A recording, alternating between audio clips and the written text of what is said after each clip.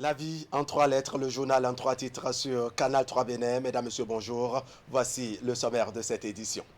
L'actualité nationale avec la célébration dès demain lundi de la quinzaine nationale de l'emploi. L'événement est à sa 9e édition et vise à mobiliser l'opinion publique et les collectivités locales autour de la promotion de l'emploi au Bénin. Le ministre des Petites et Moyennes Entreprises a délivré un message à cet effet. Nous entendrons le ministre Modeste Kérékou dès le début de ce journal. Et puis, cette bonne nouvelle pour les populations de Zungbo dans la commune d'Alada. Elles ont désormais l'eau potable à portée de main grâce à l'association dénommée les Élites du Bénin. Le forage de type moderne réalisé à cette fin a été inauguré ce week-end, nous dira Narcisse Alossé. À suivre également le compte-rendu de la cérémonie de distinction de plusieurs hauts fonctionnaires de l'administration béninoise. Vendredi dernier, le réseau Bénin Espoir ONG a braqué les projecteurs sur ces hommes et femmes qui apportent quotidiennement un plus à l'administration publique et privée. Retour sur les temps forts de cet exercice de motivation avant la fin de cette édition.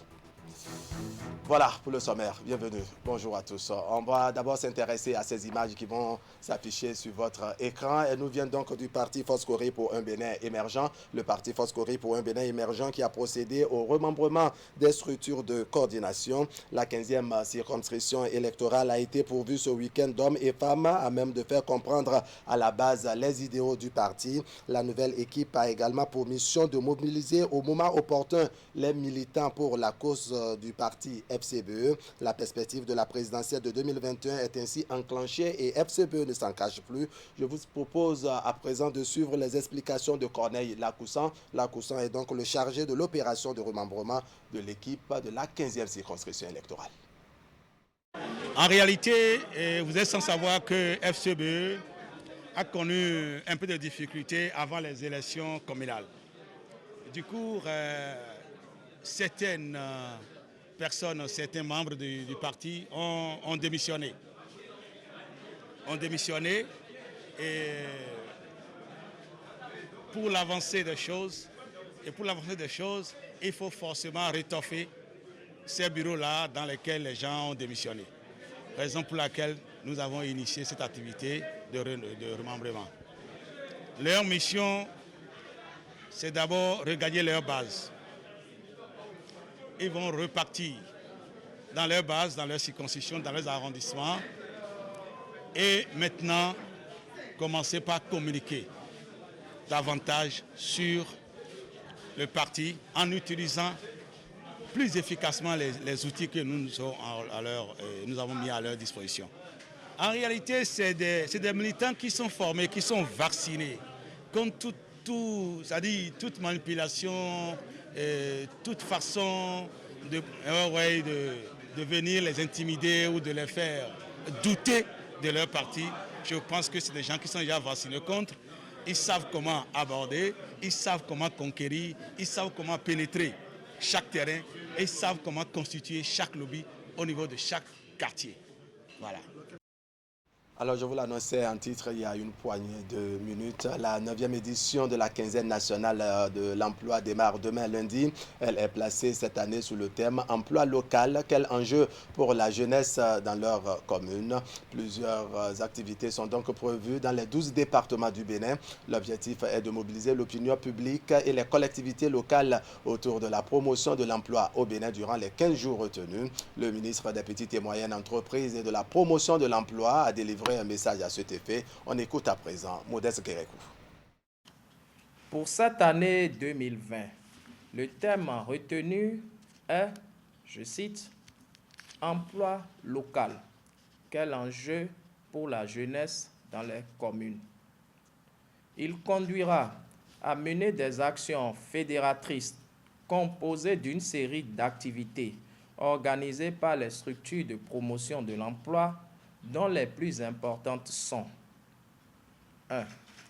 Le Salon de l'emploi et des compétences, SALEC, dont l'objectif est d'offrir une occasion aux demandeurs d'emploi de rencontrer plusieurs entreprises sur le même espace, le même jour et en un minimum de temps, puis de pouvoir, sans intermédiaire, valoriser leurs compétences et savoir-faire pour se faire recruter.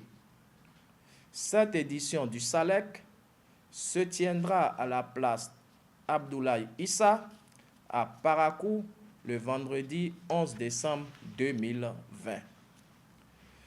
Plus d'une cinquantaine d'entreprises se sont déjà inscrites et offrent plus de 1000 postes d'emploi immédiatement disponibles. La liste est consultable sur les canaux digitaux du ministère et de l'Agence nationale pour l'emploi, ANPE. 2. Des journées universitaires de l'emploi, JUE, meublées par des panels de communication sur diverses thématiques, dont celles sur les mesures du gouvernement en faveur de l'emploi des jeunes. 3. Des journées communales de l'emploi, JCE, dont la première édition aura lieu le 8 décembre à Tukuntuna. En marge de ces activités phares, il se déroulera dans les 12 départements du pays des journées portes ouvertes ainsi que des séances d'information axées sur les opportunités d'emploi de chacune des communes du Bénin. L'objectif global poursuivi par cette quinzaine est de mobiliser l'opinion publique et surtout les collectivités locales autour de la promotion de l'emploi au Bénin durant les 15 jours retenus. De façon spécifique, il s'agira, premièrement, de renforcer la synergie d'action entre les différents acteurs du marché de l'emploi par la création d'un espace d'échange entre eux. Deuxièmement, d'informer les acteurs du monde universitaire, en l'occurrence les étudiants et les autres acteurs, les enseignants, sur l'ensemble des actions et mesures prises par le gouvernement en faveur de l'insertion des jeunes ainsi que des préalables pour une vie professionnelle épanouie. Jeunes diplômés en quête d'emploi. Je vous exhorte à prendre part aux activités de cette quinzaine pour satisfaire nombre de vos attentes en matière d'information et de recherche d'opportunités. C'est sur cette note d'exhortation que je déclare officiellement lancée la 9e édition de la quinzaine nationale de l'emploi qui se tiendra du 30 novembre au 11 décembre 2020 sur toute l'étendue du territoire national. Pour permettre au Bénin de mieux riposter contre le coronavirus, l'Organisation internationale pour les migrations OIM, en collaboration avec la CEDEAO et l'Union européenne, appelle donc d'équipements de protection individuelle pour le personnel des services de l'immigration aux frontières. L'objectif est donc de contribuer à prévenir la propagation de la pandémie. La remise a eu lieu vendredi à la direction de l'immigration et de l'immigration à Cotonou. Clément Achadé et pour plus de détails. 500 gels hydroalcooliques, 20 000 masques, 10 000 gants, 1000 visières et 50 thermomètres. C'est l'essentiel du don de matériel sanitaire au profit du personnel des services de l'immigration et de l'immigration aux frontières. Avant la transmission aux bénéficiaires, le commissaire de la CEDEAO chargé de la libre circulation des personnes et les représentants du gouvernement procède ici à la remise symbolique. Un geste rendu possible grâce au financement de l'Union européenne et de la CEDEAO dans le cadre du projet FMM en Afrique de l'Ouest. La sécurité liée à la libre circulation est une valeur fondamentale que défend l'OIM, sachant que 90% des mouvements sont intra-régionaux. La situation pandémique que nous traversons actuellement est un frein au mouvement des personnes. C'est dans ce cadre que l'OIM a souhaité appuyer les agents qui sont au premier pôle au niveau de nos frontières pour lutter un tant soit peu contre la propagation de la maladie. Permettez que j'exprime en premier lieu la satisfaction de la direction de l'immigration et de ses services dans le cadre de la lutte contre la propagation du Covid-19.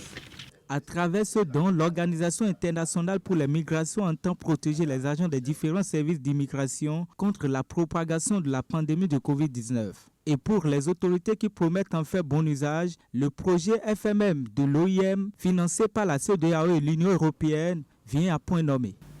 Pour matérialiser cette volonté d'assurer la continuité de la libre circulation des personnes et des biens, la communauté a donc décidé de voler au secours des États membres en leur apportant un appui. Nous sommes arrivés aujourd'hui avec un lot de matériel essentiellement destiné à l'équipement ou à la protection des agents qui vont au contact des voyageurs. Je voudrais, au nom du ministre de l'Intérieur et de la Sécurité publique, vous remercier pour ce geste combien louable. Je voudrais ensuite vous rassurer que les matériels iront intégralement à leur destinataire et que les dispositions nécessaires seront prises pour leur usage efficient.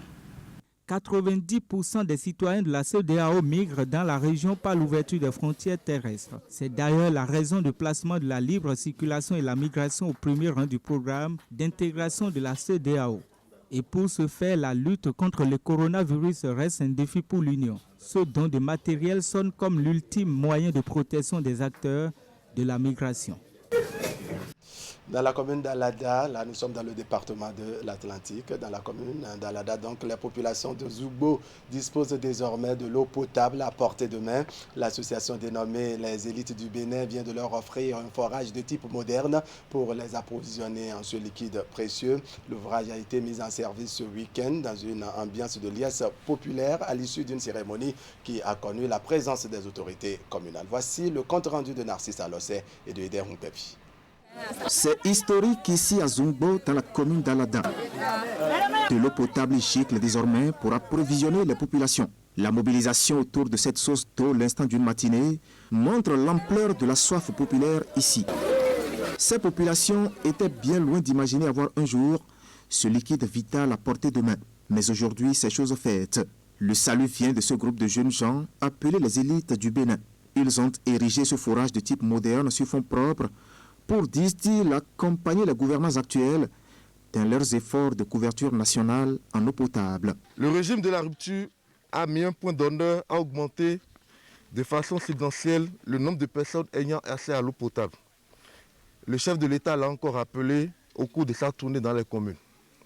Les élites du Bénin accompagnent les actions du PAG conduit avec célérité par son excellence Patrice Guillaume Talon. C'est notre leitmotiv au sein des élites du Bénin. Je réitère donc ici et maintenant notre disponibilité à œuvrer et à accompagner davantage les projets de santé publique de notre gouvernement. L'idée de ce geste humanitaire est venue de Daméou Rabitan, président d'honneur de l'association et membre de la chefferie traditionnelle ici à Alada.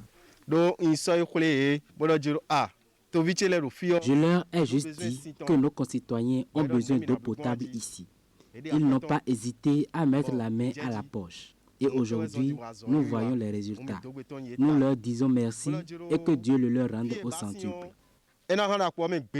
L'eau étant source de vie, il est généralement admis que celui qui l'offre doit, par conséquent, jouir de la grâce abondante et de la miséricorde du Tout-Puissant qui donne la vie. Daméou, chers membres de l'association Les Élites du Bénin, je ferai tout ce qui est de mon pouvoir afin que l'acte posé ne soit pas un gâchis. Tout comme le chef de l'arrondissement dont les populations sont bénéficiaires de l'ouvrage, le maire d'Alada Mpéché s'est fait représenter par son secrétaire général. Je voudrais remercier au nom du maire et de son conseil communal les généreux donateurs de ces chefs-d'œuvre réalisés à coût de centaines de milliers de nos francs CFA. Un investissement qui vient combler un déficit, celui en eau potable qui a coûté des vies humaines ici depuis des décennies. Désormais, des maladies hydriques sont repoussées de ces populations qui ne consommeront plus l'eau de la rivière. Quelques semaines plus tôt, les donateurs de cette infrastructure étaient dans la commune de Zé pour le même exercice. Un acte qu'ils entendent poser dans bien d'autres localités du pays les jours à venir. Pour un meilleur assainissement du secteur de la microfinance au Bénin, le comité de stabilité financière et d'assainissement du secteur de la microfinance est en tournée nationale de sensibilisation des élus locaux et communaux. Jeudi dernier, les membres du comité étaient face aux élus locaux et communaux du département du Mono. La séance s'est tenue à la préfecture de Lokossa et a permis à chaque participant de connaître son rôle dans la lutte contre les systèmes financiers décentralisés illégaux. Reportage maintenant, Geoffroy Vincent. Des élus communaux et locaux du département du Mono sont ici en pleine séance de sensibilisation. Organisée à la préfecture de Lokossa, elle a porté sur les systèmes financiers décentralisés, SFD.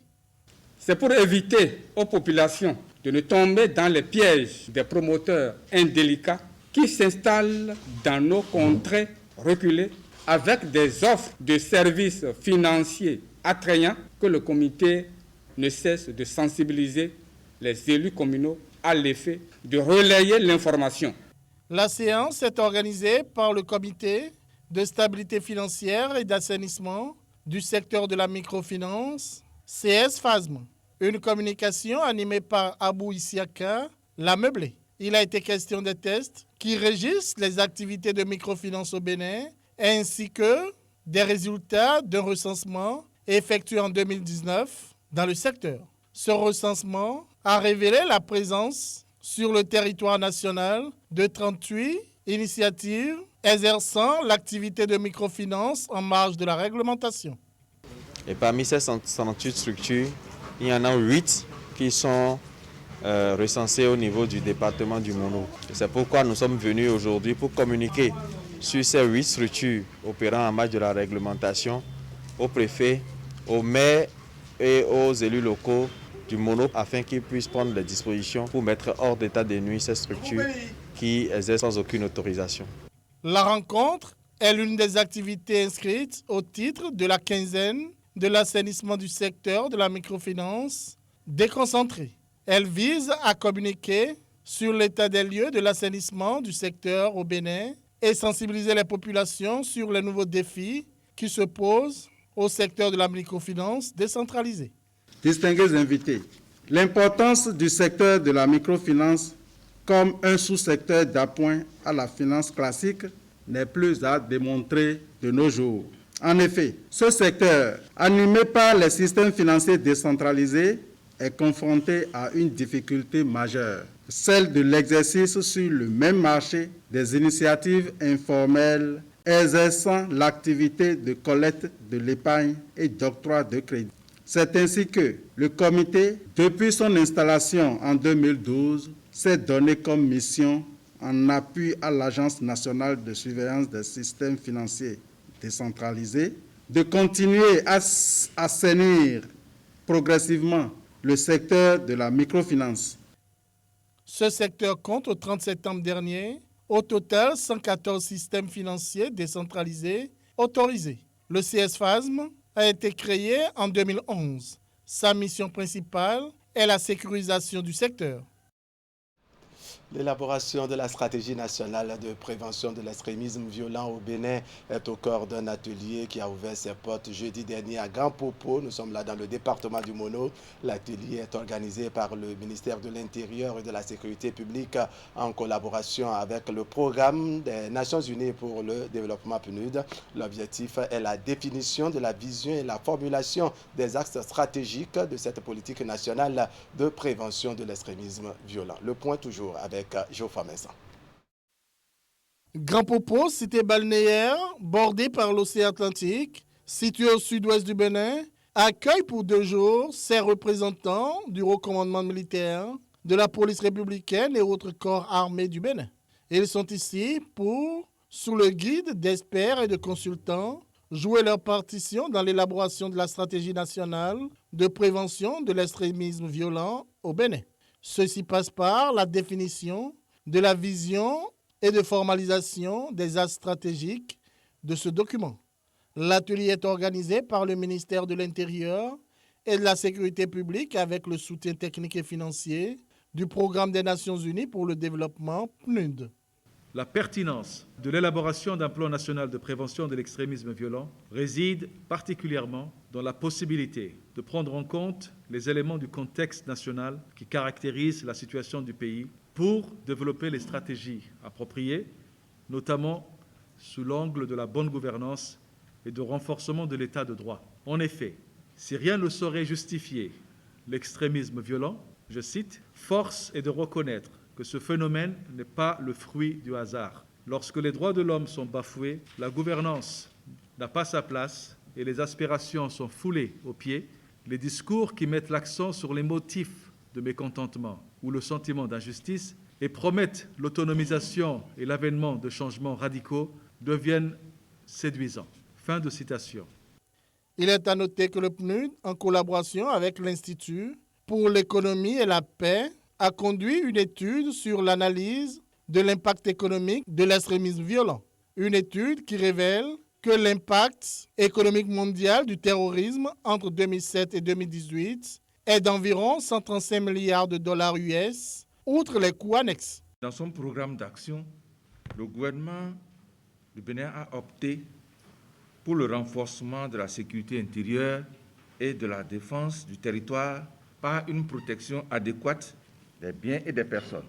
C'est dans ce cadre qu'à l'issue de l'atelier d'élaboration de la feuille de route pour la formulation de la stratégie nationale de prévention de l'extrémisme violent et de son plan d'action au Bénin, qui a eu lieu le 18 et 19 septembre 2019, 2 consultants ont été recrutés et ont présenté respectivement les 2 juillet et 23 octobre 2020 au ministère de l'Intérieur et de la Sécurité publique la note de cadrage devant conduire leurs travaux et le projet de rapport de diagnostic stratégique. Après la validation de ces documents, les intéressés ont poursuivi le travail conformément à la programmation contenue dans la feuille de route et sont aujourd'hui à l'étape de définition de la vision et de la formulation des axes stratégiques sans lesquels le processus ne saurait se poursuivre. C'est donc pour soumettre les résultats de ce travail à l'attention des différents acteurs ici présents et recueillir leurs observations, amendements et autres contributions avant la poursuite du processus que les présentes assises sont organisées. Avec cette volonté clairement affichée du gouvernement, le Bénin s'engage dans le combat de l'élaboration du plan d'action pour la prévention de l'extrémisme violent diligenté par l'ONU. Il faut retenir que l'extrémisme violent et les actes terroristes font aujourd'hui partie des principaux obstacles à la réalisation de l'agenda 2030. Voilà, on quitte Grand Popo pour atterrir maintenant dans le département du Borgo. L'agence béninoise pour l'environnement œuvre pour le respect des normes d'hygiène dans toutes les structures où la propreté est recommandée. Fidèle donc à sa mission, cette agence étatique a entamé une tournée dans tous les départements du Bénin. Pour le compte du département du Borgo, l'abattoir central de Parakou est l'un des sites choisis par l'équipe. Reportage maintenant d'Aril Medegampagala. Une équipe de l'Agence béninoise pour l'environnement en inspection à l'abattoir central de Parakou. Conduite par son directeur général, l'ABE est venue constater de visu ce qui se fait ici de façon positive dans le cadre de la gestion environnementale. Du constat fait, l'abattoir de Parakou végète dans une insalubrité totale et ne respecte aucune norme environnementale. On a vu la présence d'eau usée sur le sol, ce qui n'est pas normal. La présence de déchets, comme vous le constatez, à côté ici, je suis solide. Quelques odeurs nauséabondes, mais pour une structure comme ça, c'est pas. Et des eaux usées qui sont rejetées dans la rivière de Dama, qui se jette dans l'Opara. Ce qui constitue une infraction très grave, parce que normalement, avant de jeter les eaux usées, il faut que la structure ait un permis de déversement des eaux usées, qui est délivré par l'Agence béninoise pour l'environnement, ce qui n'est pas le cas. Il y a quelques tuyauteries qui sont cassées ou bouchées, comme on peut dire, et la présence de déchets stomacaux, comme je disais tout à l'heure, sur le site. On a remarqué que la structure n'a pas de certificat de conformité environnementale et sociale. Mais ce n'est peut-être pas la faute de la structure, peut-être qu'au moment où la structure s'installait, l'étude d'impact environnemental et social n'était pas obligatoire. De ce fait, normalement, si la structure avait été détectée tôt, on devait faire l'audit environnemental et social externe, qui est commandité par l'ABE. Et selon le décret 332-2017, c'est à la charge de la structure auditée. Les conditions d'hygiène au niveau de l'abattoir central de Parakou ne sont pas de nature à protéger les usagers et l'environnement. Face à ce tableau sombre, l'agence fait des recommandations aux responsables de l'abattoir et à tous les acteurs impliqués dans sa gestion. Il y a l'accélération pour la construction de l'abattoir de Parakou. Nous allons mettre dans nos recommandations, si c'est possible, de déplacer l'abattoir d'ici à cause de la proximité de la population, ou bien alors si on maintient le site, que des dispositions soient prises afin que les populations environnantes soient un peu protégées. Nous avons demandé aussi comme recommandation d'accélérer la gestion des déchets solides en s'abonnant donc à une structure qui est en charge de la gestion des déchets, de pré-collecte des déchets au niveau de Parakou. En attendant la construction de l'abattoir, la nouvelle formule, nous avons recommandé qu'un puisard soit installé quelque part, parce qu'on ne sait pas, peut-être c'est dans 2 ans que l'abattoir, nouvelle version sera finalisée, un puisard soit, et que la tuyauterie soit réparée pour gérer provisoirement les problèmes des eaux usées. Nous avons recommandé que les déchets stomacaux soient mis à la disposition des agriculteurs.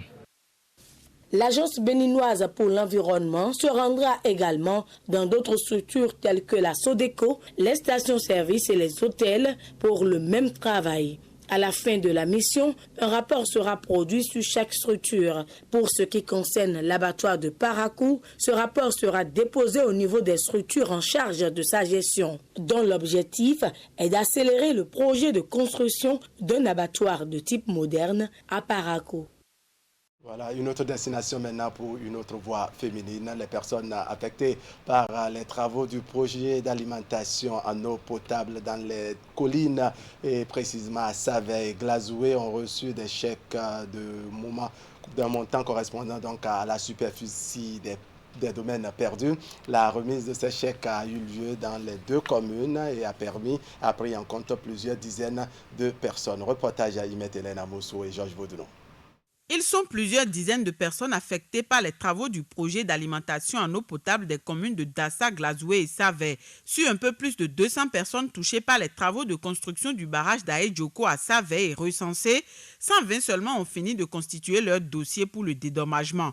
À cette rencontre initiée par le comité technique d'expropriation, quelques-unes concernées, tirées sur le volet, ont reçu symboliquement leur chèque. Cette compensation financière, selon les autorités, est une reconnaissance de la nation pour le sacrifice consenti par cette dernière. Ce qui est prévu en termes de dédommagement démarre effectivement aujourd'hui. Et je voudrais, au nom du ministre de l'Eau et des Mines, remercier les populations affectées pour avoir gardé ici à Savay toute la patience nécessaire et la sérénité nécessaire pour que la commission nationale chargée de l'expropriation et du dédommagement puisse travailler dans la quiétude avec les uns et les autres. Nous avons bien besoin d'infrastructures, mais les infrastructures ne se réaliseront pas au ciel. Ça va être sur un domaine. Mais il y a des propriétaires ou des présumés propriétaires déjà de ce domaine-là. Et au terme de notre constitution, nous devons, en compensation, vous dédommager. Et le moment est également venu de vous féliciter, vous remercier pour la patience dont vous avez fait preuve, le temps que la propriété foncière de chacun puisse être évaluée à son coût réel et que vous soyez payé. En plus du barrage d'Aïdjoko, les domaines embrasés par le projet ont servi à la construction des unités de captage, de pompage, de traitement et de stockage d'eau. Après Savay, la délégation s'est rendue ensuite à Glazoué pour la même action. Ici, les personnes affectées et disposant d'un dossier de dédommagement finalisé sont estimées à 80. Les terres qu'elles ont perdues ont servi à la construction du barrage de l'IFO et des ouvrages connexes. Et Dieu aidant, vous avez vu qu'on ne vous mentait pas et que c'est la vérité qu'on vous disait. Seulement qu'il y a tout un processus à suivre pour pouvoir décaisser le moindre franc public. Ceux qui avaient des domaines nous avons été obligés de les exproprier. C'est vrai, quand je l'ai fait, beaucoup n'étaient pas contents, parce qu'ils n'ont pas compris le projet. L'intérêt que cela revêt pour toute la commune de Glazoué, y compris Savet et Dassa. Je compte sur vous pour que les sous qu'on va vous remettre soient bien utilisés. Pour respectivement 2 millions et 12 millions de mètres cubes d'eau, les barrages d'Aé Djoko à Savet et Lifo à Glazoué ont nécessité pour leur réalisation plusieurs dizaines d'hectares de terre. Les sommes que les personnes affectées ont reçues sont domiciliées au trésor public. Elles constituent un appui minimum pour permettre à ces dernières de relancer leur activité professionnelle et améliorer leur quotidien. Tout autre chose à présent avec cette distinction de plusieurs hauts fonctionnaires de l'administration béninoise. C'était vendredi dernier donc une initiative du réseau Bénin Espoir ONG. Les nominés ont reçu les trophées Bénin Bonne Gouvernance Award, une cérémonie de motivation et de distinction des cadres de l'administration publique et privée qui se font remarquer par la qualité de leur travail et surtout la bonne gouvernance. Retour maintenant sur les temps forts de la cérémonie de distinction de la 34e promotion des ambassadeurs de la bonne gouvernance avec Ulrich Gaba et Rachidi Soubero. Le réseau Bénin Espoir ONG fait entrer de hauts fonctionnaires de l'administration béninoise dans le grand cercle des ambassadeurs de la bonne gouvernance. La présente cérémonie de distinction se veut la célébration du travail bien fait et du respect de l'éthique. Le réseau Bénin Espoir ONG s'est en effet donné pour objectif de promouvoir la bonne gouvernance au sein des administrations publiques et privées, tout en sélectionnant quelques cadres qui répondent mieux aux critères et aux normes de la bonne gouvernance en les décorant au mérite de leur grade. L'ONG Réseau Bénin Espoir a opté pour la promotion de la bonne gouvernance parce qu'elle est convaincue que c'est la seule, la plus courte et la plus sûre voie pour atteindre le réel développement durable et certain du Bénin. Vous êtes ici parce que vous avez du mérite, mesdames et messieurs, les nominés. Vous êtes ici parce que vous êtes des lumières pour vos administrations respectives. Vous êtes ici parce que vous faites des efforts remarquables au milieu de gens qui s'arrêtent pendant que vous autres, vous continuez à travailler pour l'amour et le goût du travail bien fait que vous avez. Vous êtes ici parce que vous avez démontré à travers vos savoir-faire à vos postes respectifs. Oui, vous êtes ici parce que vous aimez votre patrie. C'est d'ailleurs l'une des raisons pour laquelle les trophées Bénin Bonne Gouvernance Award que vous prenez ce jour sont pleins de sens. Dans le rang des nominés, plusieurs secrétaires généraux adjoints de ministères, des directeurs de planification et de la programmation, ainsi que des directeurs généraux.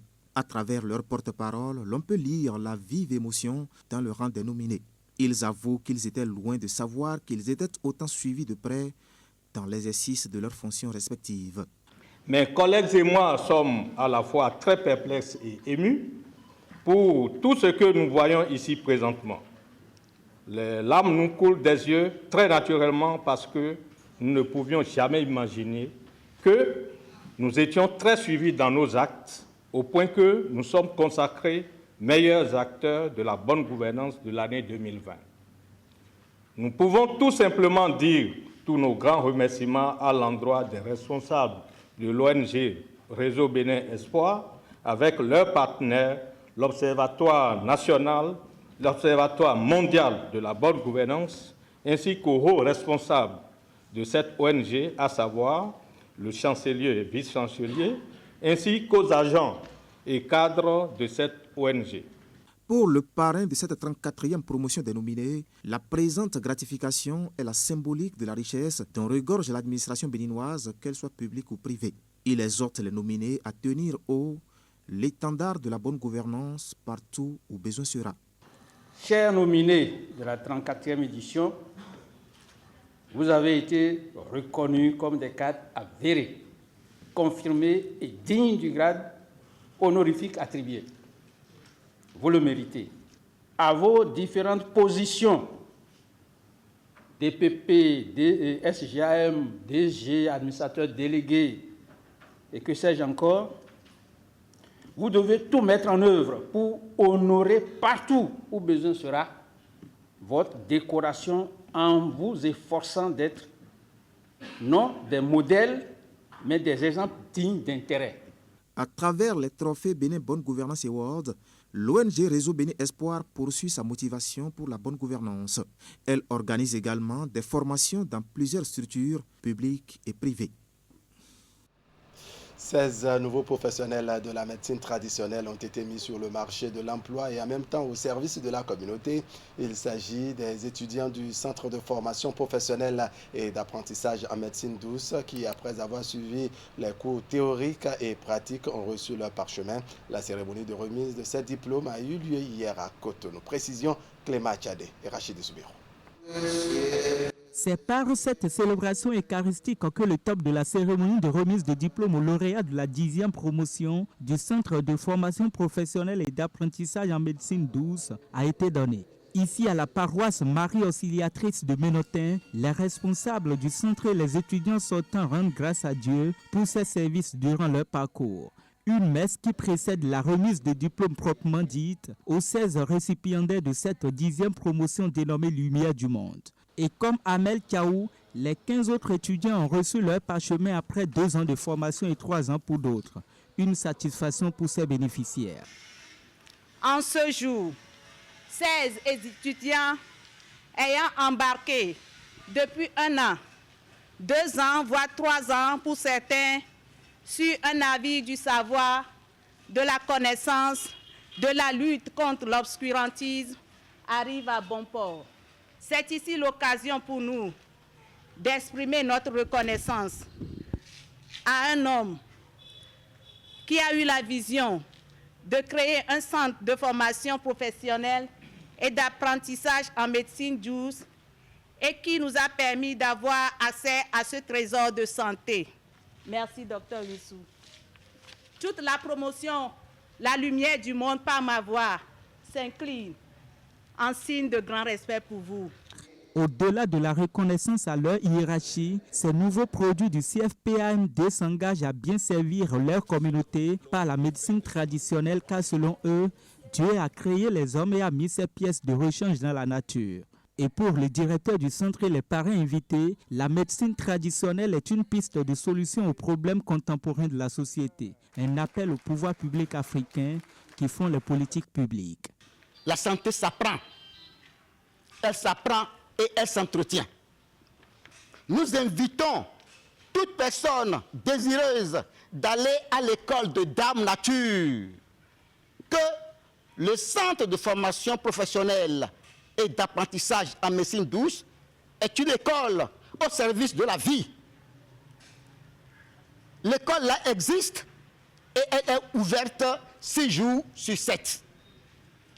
Nous sommes à la 10e promotion. Nous bénissons et louons Dieu le Père. Je ne sais pas si vraiment vous vous rendez compte de ce dans quoi vous êtes allé, où vous allez. Mais moi, je peux vous dire que vous êtes dans le vrai. Vous êtes dans le vrai pour la vie. Avec ces 10 ans d'expérience, le Centre de formation professionnelle et d'apprentissage en médecine douce entend poursuivre son combat contre les maladies catégorisées comme étant incurables. Ceci en mettant sur le marché des professionnels de la médecine basés sur les pratiques ancestrales reconnues depuis 2005 par l'OMS. Et un peu comme pour prouver le sérieux et la rigueur du centre, les étudiants sortant ont des niveaux qui varient entre le BEPC et le master, en passant par le bac et la licence professionnelle.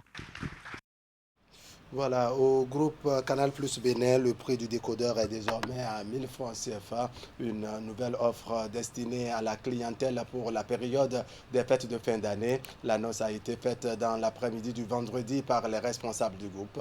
C'était à la faveur d'une sortie médiatique effectuée à Cotonou, sortie médiatique au cours de laquelle bien d'autres innovations ont été annoncées sur le bouquet Canal Plus. On va faire le point avec Narcisse Alossé et Henri Ganti. À partir du 1er décembre et ce jusqu'au 25 décembre, le décodeur HD sera au prix de 1000 francs CFA. 1000 francs CFA pour s'offrir le décodeur HD de Canal+, et la parabole est offerte. Une offre proposée par le groupe pour assurer à la clientèle des fêtes incroyables. 1000 francs CFA pour tous nos nouveaux abonnés à partir de la formule évasion et 1000 francs CFA pour tous nos anciens abonnés. Pour les personnes qui auraient encore un décodeur classique, ils pourront également bénéficier de cette offre à partir du moment où ils ont ne serait-ce qu'un abonnement actif sur leur décodeur. Donc le prix sera de 1000 francs CFA également. Un tarif exceptionnel qui a cours jusqu'au 25 décembre 2020, et ceci dans la limite des stocks disponibles.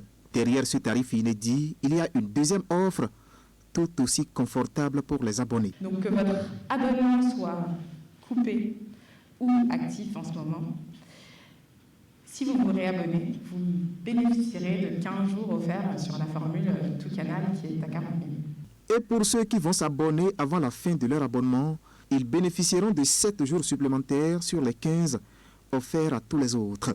Une nouvelle aventure avec un contenu tout aussi varié qu'instructif. Nous avons de quoi rire aux éclats avec En Avant, découvrir des univers uniques avec La Reine des Neiges et la famille Adams, et bien sûr vivre des aventures inédites avec Le Voyage du Dr Dolittle et L'Appel de la Forêt. Sportif, donc avec toutes les grandes compétitions que vous connaissez, vous allez pouvoir retrouver, comme la Bundesliga, la Champions League, la Serie A, et toutes vos compétitions préférées. Vous allez aussi retrouver de très très grands matchs, comme par exemple le Boxing Day et bien d'autres. Donc, aux amateurs de foot, soyez bien attentifs, ne ratez rien. Le groupe Canal+ dit ainsi avoir à cœur le bien-être de ses abonnés. Les conférenciers ont pour finir souhaité que toutes les familles puissent bien profiter du meilleur de la télévision et d'une programmation incroyable pendant les fêtes de fin d'année. Ce serait tout pour cette édition que je vous remercie d'avoir suivi. L'information continue sur Canal 3 Bénin. On va se retrouver très bientôt pour partager le reste de l'actualité. Très bientôt, c'est demain matin sur Atu Matin. Ensemble, on va feuilleter les parutions du jour. Allez, portez-vous bien.